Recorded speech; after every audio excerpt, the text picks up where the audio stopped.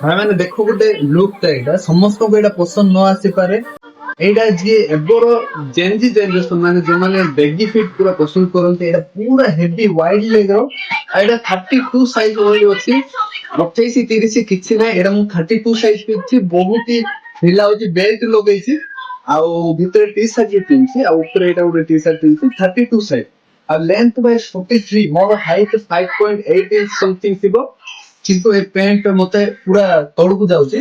ଯାହାକୁ ଏଇ ଟାଇପ ର ପସନ୍ଦ ସେମାନେ ଆସିକି ନେଇପାରିବେ। କଲର ଯାକ ଦେଖେଇ ଦଉଛି ଦେଖ ଓନ୍ଲି 32 ସାଇଜ ଅଛି।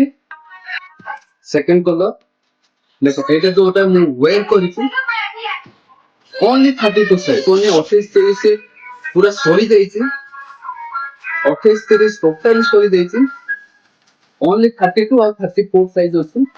ଯାହାକୁ ବି ଦରକାର ନମ୍ବର ତଳେ ଦେଖାଯାଉଛି କଣ୍ଟାକ୍ଟ କର ବେଗି ଆସେ।